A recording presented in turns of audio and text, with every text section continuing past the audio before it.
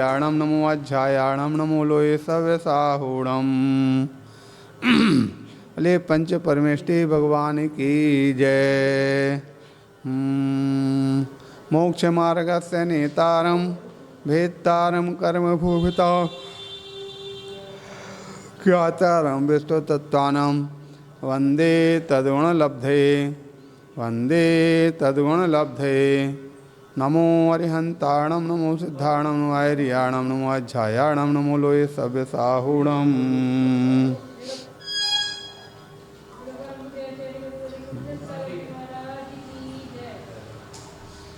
इस प्रकार से अपने यहाँ ग्रंथ है तत्वार्थ सूत्र में वर्णन चल रहा था आश्रव तत्व के वर्णन में सबसे पहले ज्ञानावणी दर्शनावणी कर्मों के आश्रव के हेतु बताए गए थे। उसके पश्चात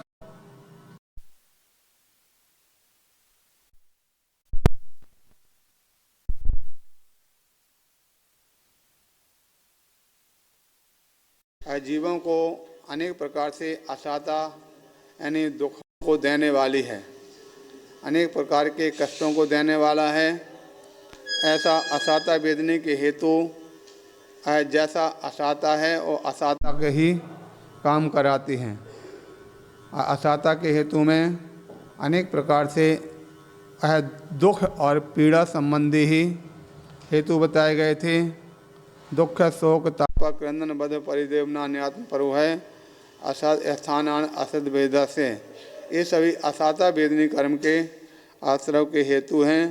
और उसके साथ साथ दूसरी ओर साता वेदनी के जो अच्छे कार्य हैं सदकार्य हैं वो साता वेदनी कर्म के आश्रव के हेतु बताए गए थे।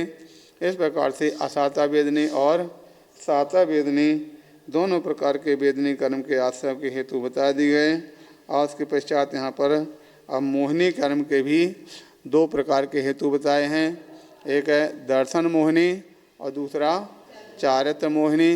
दर्शन मोहिनी कर्म के आश्रव के जो हेतु बताए गए हैं उसमें जो केवली श्रुत संघ धर्म देवा अवर्णवादो अर्थात जो केवली श्रुत संघ धर्म और देवों के अवर्णवाद करने से दर्शन मोहिनी का आश्रव होता है। इस प्रकार से ये आश्रव के हेतु कौन से दर्शन मोहिनी के और चारित्र को मोहिनी के आश्रव के हेतु में कसायों की तीव्रता जहाँ पर होती है वहाँ पर चारित्र मोहिनी कर्म का आश्रव बंद हुआ करता है। इस प्रकार से यहाँ पर ये बता दिया गया। अब मोहिनी के पश्चात अगला कर्म आ रहा आयु कर्म। आयु कर्म के चार भेद होते हैं। चार भेदों में सबसे पहला भेद है नरक आयु के आश्रव के हेतु कौन कौन से हैं, इसका उल्लेख करते हुए यहाँ पर सबसे पहले आचार्य महाराज बताते हैं बहवारंभ परग्रहत्वम नारकस्य उषाः। बहवारंभ परग्रहत्वम नारकस्य उषाः। इस प्रकार से नारकस्य उषाः अर्थात नारक की आयु कैसे, बहवारंभ परग्रहत्वम जो बहुत आरंभ और बहुत परिग्रह रखने से नरक आयु का आश्रव बंध हुआ करता है। यहाँ पर अब प्रश्न उत्पन्न होता है आरंभ क्या है और परिग्रह क्या है। तो यहाँ आरंभ की बात आती है तो आरंभ में आचार्य समंत भद्र स्वामी ने कहा था कि सेवा कृषि वाणिज्य प्रमुखाद आरंभ तो व्यापारमति अर्थात खेती व्यापार नौकरी इत्यादि के जो कार्य हैं ये मुख्य रूप से आरंभ के कार्य कहे जाते हैं। खेती नौकरी व्यापार ये सब यद्यपि आरंभ को भी करने वाले कहे जाते हैं और परिग्रह के कारण भी हैं। उस आरंभ से ही अंग परिग्रह खत्रित होता है। लेकिन देखा जाए वास्तविकता में तो नौकरी सेवा कृषि में तो जो आरंभ होता है उससे कहीं अधिक आरंभ गृहस्थी के कार्यों में घर के चौका चूल्हे और कहते झाड़ू पोंछा में उससे भी कहीं अधिक आरंभ हुआ करता है। तो ये भी आरंभ के जितने भी कार्य हैं, सारे आरंभ के जो कार्य हैं, बहिरारंभ परकृतम और परिग्रह, चाहे सामान्य से थोड़ी सी परिग्रह को लोग परिग्रह मान लेते हैं, थोड़े से आरंभ को लोग आरंभ मान लेते हैं। और कौन से आरंभ को? जो वास्तविक आरंभ नहीं उसको आरंभ मान लेते हैं। धार्मिक कार्य को आरंभ मान लेंगे, मंदिर की पूजा व्यवस्था इत्यादि को आरंभ मान लेंगे इत्यादि। हाँ, अभिषेक में थोड़े सा जल डालो, हिंसा का दोष लगता, आरंभ परिग्रह होता है। जिसको आरंभ कहा वो आरंभ को लोग गिनती नहीं करते हैं, जिसको परिग्रह कहा वो परिग्रह की गिनती नहीं करते हैं। छोटे छोटे से आरंभ, छोटे छोटे से परिग्रह को आरंभ परिग्रह मानकर उसको तो छोड़ने की बात करते हैं, और बड़े बड़े आरंभ, बड़े बड़े परिग्रह को लोग छोड़ने की बात नहीं करते हैं। जहाँ तक नरकों के लिए आरंभ की बात कर रहे हैं, तो नरकों के आरंभ में तो यह जो सेवा, किसी वाणिज्य, खेती, व्यापार इत्यादि जो बड़े बड़े कार्य हैं उनसे होने वाला आरंभ है। ना तो आपके घर मंदिर में होने वाली जो प्रक्रिया है, झाड़ू पोंछा के काम, उससे आरंभ होगा, ना आपके घरों में जो चौका इत्यादि लगाते हैं उससे आरंभ होगा। चाहे आरंभ हो चाहे परिग्रह हो, सभी में वहाँ पर सबसे ज़्यादा मुख्यता रहती है प्रमाद की। जैसा कि 5 पापों में वहाँ पर प्रमाद पूर्वक किए गए कार्य को हिंसा माना गया। ठीक है, झूठ, चोरी, कुशील, परिग्रह, 5 पापों में प्रमाद के लिए वहाँ पर कहा गया है। उसी प्रकार से यहाँ पर आरंभ के कार्य में भी जहाँ पर प्रमाद है, प्रमाद पूर्वक होने वाला छोटा सा भी कार्य आरंभ कहलाएगा, और छोटे से भी परिग्रह को परिग्रह कहा जाएगा। किंतु जिसमें प्रमाद नहीं है, ऐसे कार्य को आरंभ परिग्रह की श्रेणी में नहीं लिया जाता है, नहीं गिना जाता है। तो आज के समय में कितना भी बड़े से बड़ा भी कोई व्यक्ति परिग्रहवान हो तो उसके पास वो विशेष परिग्रह नहीं माना गया। परिग्रह किसके लिए कहा गया? तो बहुत बड़े जो राजा महाराजा हैं, जिनके हजारों गांवों पर अधिकार चलता है, इसलिए जो राजा महाराजा हैं उनका परिग्रह को परिग्रह माना। जो चक्रवर्ती जैसे महाराजा हैं, जिनका 32,000 राजाओं के अधिपति होते हैं, 32,000 राज्यों के अधिपति होते हैं, ऐसे राजाओं के राज्य महाराज, उनको वहाँ पर परिग्रह माना गया।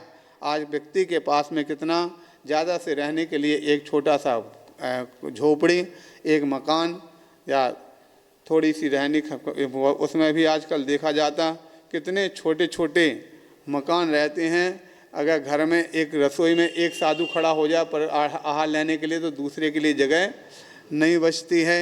और एक साधु भी अगर रसोई में पहुंचते हैं तो उसको ढंग से या तो उजेला नहीं मिल पाता, अंधेरे में खाड़ होता है।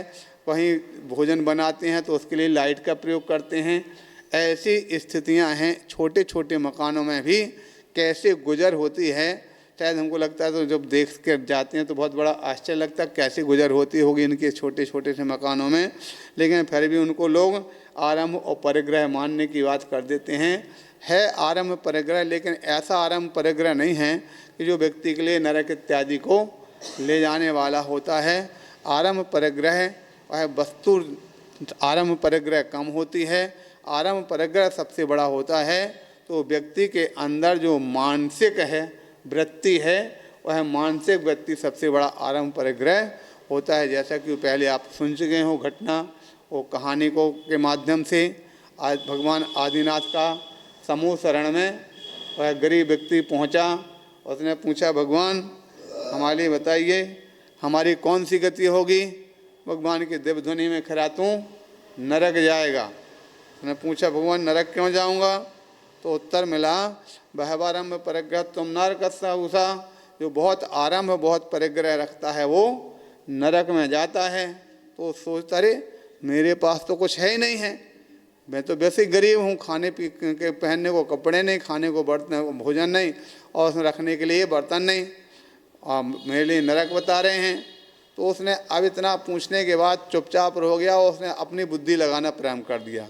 और सोचने लगा। फिर से उसने पूछा, अच्छा भगवान बताइए, आपके जो पुत्र हैं ना चक्रवर्ती भरत, वो कहाँ जाएंगे? बोले वो तो मोक्ष जाएंगे।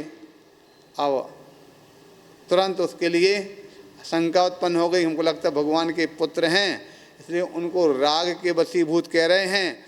बेटे के लिए मोक्ष जाएगा और मेरे लिए अपरिचित हूँ तो मेरे लिए कह दिया तू नरक जाएगा। आखिर वो चक्रवर्ती के पास पहुँच गया और जा करके बोला, महाराज आप समझा के आ जाओ कि पिताजी को ये भगवान बन गए, अब तो राग छोड़ दो कम से कम। चक्रवर्ती ने पूछा, ऐसा कैसे मैं जान लिया? बोले हम पूछ करके आए साक्षात। तो बोले जो बहुत आरंभ परिग्रह करता है वो नरक जाता है, जब मेरे पास कुछ भी नहीं है। मैंने पूछा चक्रवर्ती भरत कहाँ जाएंगे? बोले वो मोक्ष जाएंगे। अब देख लो आपका अपना परिग्रह कितना है और हमारे पास कुछ नहीं, हमको नरक बता रहे हैं, आपके लिए मोक्ष बता रहे हैं। अब है ना राग की बात। तो चक्रवर्ती ने उसमें पूछा, अच्छा तुमने हमारा परिग्रह देखा? बोले बाहर से देखा। बोले अच्छा देखना चाहेगा क्या? अब मन में तो लगी थी हाँ देख लें, लेकिन फिर भी वो आपने घटना सुनी होगी, एक कटोरे में बोतल भर तेल भर दिया, एक तलवार वाला पीछे लगा दिया, जा देख करके आ। और देख करके आया, क्या देखा? मेरे तो तलवार नज़र आ रही थी और कुछ भी नज़र नहीं आ रहा था। लौट के आने के बाद, अच्छा बता हमारे महल को देखता है तो क्या विचार करता? तो पहले तो सकुच आया। राजा ने कहा, भाई हम तुम्हारे लिए सब छूट देते हैं, कोई बात नहीं, तो हम कोई दंड नहीं दिया जाएगा, बोल हमारे महल को देखकर क्या विचार करता? तो उस समय उसने कहा, बोले महाराज आपके महल को देखता हूँ तो लगता हूँ काश मेरे लिए रहने को मिल जाए तो आनंद हो जाए, हमेशा के लिए न सही, एक साल के लिए, एक महीने के लिए, एक दिन को भी रहने मिल जाए। अब आप इससे विचार कर सकते हैं कि जिसके लिए ना मिला है ना मिलना है, लेकिन फिर भी उसकी आकांक्षा लगी हुई है, ये सबसे बड़ा परिग्रह है। और दूसरी ओर उस महल में रह कर के भी चक्रवर्ती भरत छटपटा रहा कि मैं कब यहाँ से छोड़ कर के जाऊँ, अपनी आत्मा का कल्याण करूँ, साधना करूँ। इस प्रकार से छटपटा रहा, विचार कर रहा। लेकिन शास्त्रों में उल्लेख आता है कि जिस प्रकार से किसी जीव ने अपने पाप कर्म के बंध किया है, जब तक उसका पूरा भोग नहीं हो जाता है तब तक वो पाप छूटता नहीं है। तो जिस प्रकार से पाप जब छूटता नहीं है, उसी प्रकार से पुण्य की भी स्थिति है। जब तक पुण्य पूरा नहीं हो जाए तब तक वो भी छूटता नहीं है, उस पुण्य को भी भोगना पड़ता है। इसलिए जब चक्रवर्ती भरत का पुण्य जब तक चलता रहा, वो भोगता रहा, जैसे ही उसका अपना अवसर मिलता है और छोड़ करके जब तक रहा राज्य में रहा तो कैसे जल में कमल की भांति रहा, परिग्रह के बीच में रह करके भी उसको अपना नहीं माना और अंत में छोड़ करके चला गया। जब छोड़ करके गया तो निश्चित रूप से अपने अंतर्मुहूर्त में केवल ज्ञान और उसके बाद फिर मोक्ष की प्राप्ति तो होना ही होना थी। इस प्रकार से यहाँ कथन किया गया कि आयु कर्म में नरक आयु के आश्रय के हेतु क्या है? आरंभ और परिग्रह। तो आरंभ और परिग्रह जैन सिद्धांत के आधार पर एक तो होता है द्रव्य रूप से और दूसरा भाव रूप से। द्रव्य से ज़्यादा महत्वपूर्ण नहीं, भाव से ज़्यादा महत्वपूर्ण होता है कि वह कहाँ पर उस द्रव्य में कितना उसका भाव जुड़ा हुआ है, इस प्रकार से जानना चाहिए। हाँ, राघव मच्छ और तंदुल मच्छ की तरह है, उसमें तो दोनों ही के लिए जाते हैं। राघव मच्छ तो खाता है इसलिए जाता है, लेकिन तंदुल मच्छ खाता नहीं है, भाव बनाते बनाते ही चला जाता है। आगे बताते हैं, अब त्रिंचायु के आश्रय के हेतु कौन से तो बताया जा रहा, माया तैरग योनियस्य, माया तैरग योनियस्य।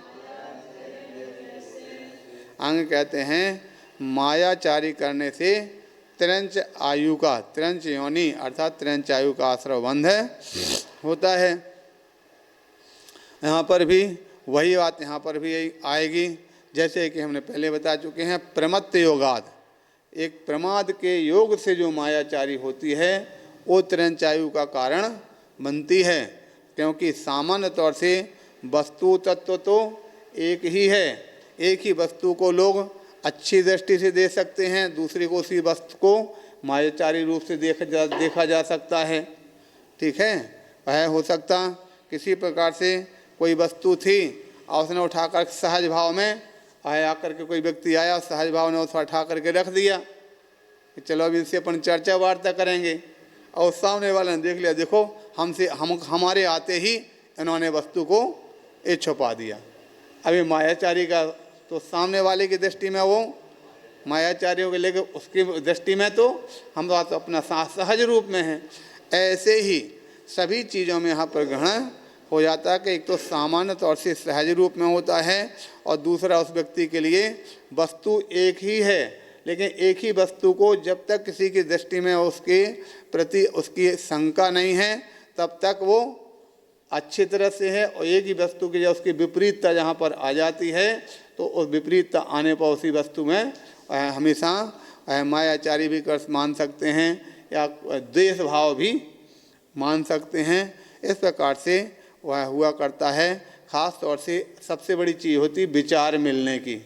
जब तक जिस वस्तु में या जिस व्यक्ति से आपस में विचार मिलते रहते हैं, वह विचार मिलने पर बुरा करने पर भी वो अच्छा कहलाता, अच्छा लगता, और जिस दिन विचार बदल जाते हैं उस दिन अच्छा करने पर भी वह बुरा होने लगता।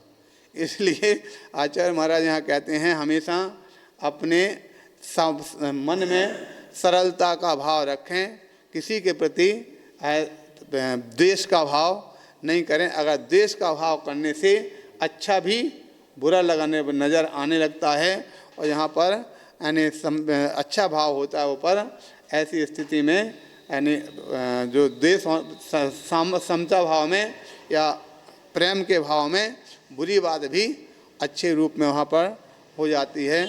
इस प्रकार से यहाँ पर जानना चाहिए। और किसी के लिए भी हो संसार में, यहाँ तक कि जब चाहे भगवान पार्श्वनाथ के जीव को लेकर के ले लो और चाहे किसी सामान्य व्यक्ति को लेकर के ले लो, जब तक है व्यक्ति के मन के प्रति जब विरोध भाव आ जाता है तो हमेशा विरोध भाव आने पर हमेशा उल्टा उल्टा ही लगा करता, ऐसा जानना चाहिए। आगे बताते हैं अब तो इसलिए मायाचारी करने से तिरंच आयु का बंध होता। और माया क्या? 3 प्रकार से, मन से, वचन से, काय से। जिस प्रकार से मन वचन काया में 3 प्रकार की टेढ़े हैं, उसी प्रकार से तिरंच जो होते हैं वो भी सभी कैसे टेढ़े मेढ़े होते हैं। मनुष्य तो सीधा होता, लेकिन तिरंच हमेशा है टेढ़ों से टेढ़े की प्राप्ति होती है। इस प्रकार से मायाचारी करने के बाद आगे बताया जा रहा मनुष्य आयु के आश्रय के हेतु से, यहाँ तो हो गया था, अब मनुष्य आयु के पढ़ना था। अल्पारम्भ परिग्रहत्व मानुषस्य, अल्पारम्भ परिग्रहत्व मानुषस्य, ये सबसे बढ़िया चीज़ बताई। जो अल्प आरंभ है और अल्प परिग्रह करता है उससे मनुष्य आयु का आश्रय बंध हुआ करता है। मनुष्य आयु का आश्रय बंध करने वाला मनुष्य बनेगा, और मनुष्य बन कर के उसके लिए संयम का अगर कदाचित निमित्त मिल गया तो समझ लो उसी भाव से उसको मोक्ष की प्राप्ति हो सकती है।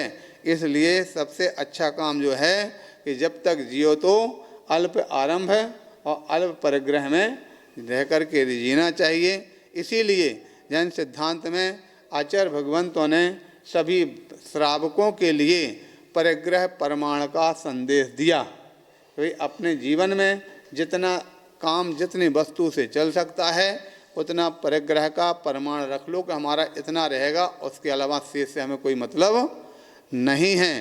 जो इतना अगर रख लेते हैं, अल्प आरंभ परिग्रह कर लेते हैं, तो उनका वर्तमान भी अच्छी तरह से व्यतीत हो जाता है और भविष्य भी मनुष्य आयु की प्राप्ति करके और पुनः आगे चल करके मोक्ष के मुक्ति का साधन प्राप्त हो सकता है, ऐसा जानना चाहिए। और इसके अलावा और भी मनुष्य आयु के आश्रय के हेतु दूसरे कहते हैं स्वभाव मार्दवम चा, स्वभाव मार्दवम चा। दूसरा कहते हैं स्वभाव मार्दव, अर्थात स्वभाव से मृदु भाव होना। जहाँ पर मृदु, और मृदु का मतलब क्या होता है? मुलायम अथवा विनय भाव। ठीक है, मृदु भाव यानी विनय भाव जहाँ पर होता है, विनयशील जो जीव है वो हमेशा उसके लिए भी कौन सी आश्रय होगा? मनुष्य आयु का। क्योंकि विनय को अगर देखा जाता है तो सबसे ज़्यादा मनुष्य के द्वारा ही विनय करता हुआ देखा जा सकता है। इस प्रकार से विनय भाव धारण करने से, मृदु भाव रखने से मनुष्य आयु का आश्रय बंध हुआ करता है। और भी बताते हैं एक और कौन सा आयु का आश्रय है, तो बोले एक ऐसा है सूत्र जिसमें सभी प्रकार की आयु का आश्रय हो सकता है। उसमें बताते हैं नेहशील व्रतत्वम च सर्वेषां। जहाँ पर नेहशील व्रत, जहाँ पर किसी प्रकार के ना शील होते हैं और ना व्रत होते हैं। शील कितने होते? जहाँ पर शील को सामान्य तौर से दो प्रकार से ग्रहण किया जाता है। एक तो शील को ग्रहण किया जाता है जो व्यक्ति अपने जीवन में सभी प्रकार के काम जो वासना हैं उसको रोकते हैं, संयम पूर्वक, नियम पूर्वक धारण, संकल्प पूर्वक ब्रह्मचर्य को धारण करते हैं। एक तो उसे शील कहा जाता है, और दूसरा शील जो व्रत धारण किए जाते हैं वह व्रत के सहयोगी जो हेतु हैं उन्हें भी शील कहा जाता है। जैसे मुनि के महाव्रत हैं कितने? 5। 5 महाव्रत के साथ शील कितने होते हैं? तो 8 शील होते हैं। कौन से 8 शील हैं? 5 समिति और 3 गुप्ती। ठीक है, उसी प्रकार से श्रावक के व्रत कितने होते हैं? 5 अणुव्रत। ठीक है, व्रत तो मात्र 5 ही होते हैं, 5 अणुव्रत होते हैं। उनके सहयोगी 7 शील होते हैं। 7 शील कौन से हैं? 5 यानी 4 शिक्षाव्रत और 3 गुणव्रत। इस प्रकार से ये 7 शील हुआ करते हैं। तो यहाँ पर शील खास तौर से किसको कहा गया? जो व्रतों के सहयोगी होने वाले शील हैं उनको यहाँ पर ग्रहण किया गया कि जो ना तो कोई व्रत का धारण करते हैं और ना ही कोई शील को धारण करते हैं। व्रतों में तो अपने पापों का त्याग किया जाता है और शील में अपने जो व्रतों की मर्यादा को धारण किया जाता है। और उसका जो पहले बता चुके हैं, आरंभ परिग्रह का संकल्प किया जाता है कि हम इससे इतनी रखेंगे, उससे अधिक नहीं रखेंगे। तो इस प्रकार से ये नैशील व्रतत्वम, जिसने ना तो कोई व्रत धारण किए हैं और ना ही कोई शील का पालन किया है, ऐसे जीव भी और कौन से चारों आयुओं को प्राप्त हो सकते हैं। नरक का आयु का भी प्राप्त कर आश्रय बंद कर सकते हैं, तिरंज का भी कर सकते हैं, मनुष्य का भी कर सकते हैं और देवायु का भी आश्रय कर सकते। सर्वेशाम सभी आयुओं का वहाँ पर आश्रय बंध कर सकते हैं। अब इसके पश्चात आगे बताते हैं देव आयु के आश्रय के हेतु कौन कौन से होते हैं, तो यहाँ पर बताया जा रहा है। सराग संयमा संयमा संयमा काम रजरावाल तपांसी देवाश्रय।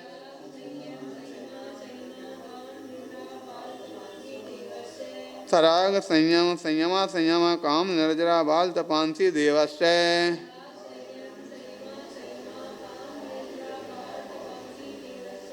कहते हैं सराग संयम संयमा संयम। सबसे पहले संयम के धारी मुनि महाराज हैं और संयम का पालन करते हैं। तो कौन सा संयम? जहाँ सराग संयम हो और सराग संयम से देवायु काल का आश्रय हुआ करता है। ठीक है, अगर बीतराग संयम हो तो उसमें आयु का नहीं, उसमें तो मुक्ति का हेतु है, लेकिन सराग संयम देवायु के आश्रय का हेतु बनता है। संयमा संयम 5वें गुण स्थानवर्ती, जहाँ कुछ संयम कुछ असंयम है, वह भी देवायु के आश्रम का हेतु है। आश्रय का हेतु 3 नंबर पे अकाम निर्जरा, जहाँ पर इच्छा से रहित अनिच्छा पूर्वक जो संयम का पालन होता है या तप को धारण किया जाता है उसे अकाम निर्जरा कहा जाता है। अंत में कहते हैं बाल तपांसी, यानी बाल तप। बाल तप का यहाँ पर तात्पर्य क्या लगाते हैं? अज्ञान पूर्वक होने वाले जो तप हैं वो बाल तप कहे जाते हैं। अज्ञान पूर्वक तप मतलब मिथ्यात्व से सहित जो होते हैं, मिथ्या दृष्टि जीव जो तप धारण करते हैं वह कैसा है? अज्ञान तप है। ऐसे तप के माध्यम से भी देव आयु के आश्रव की प्राप्ति होती है। इस प्रकार से आयु कर्म का आश्रव को समझना चाहिए। अंत में कहते हैं आयु कर्म के आश्रव संबंधी एक सूत्र और लगाते हैं, सम्यक्त्वम चा, सम्यक्त्वम चा।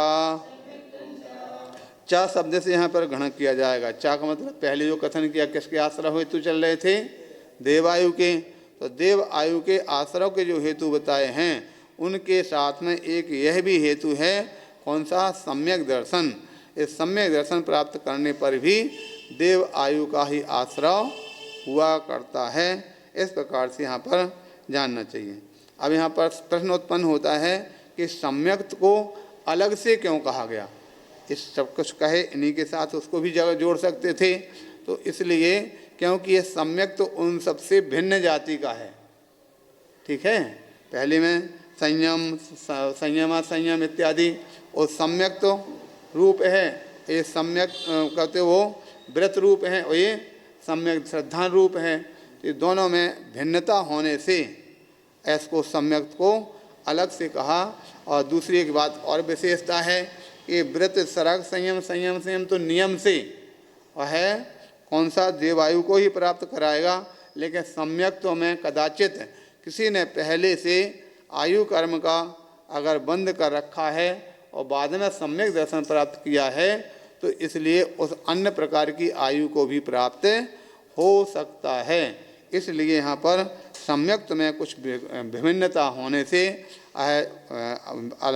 अलग होने से उसको अलग रूप में कथन किया गया।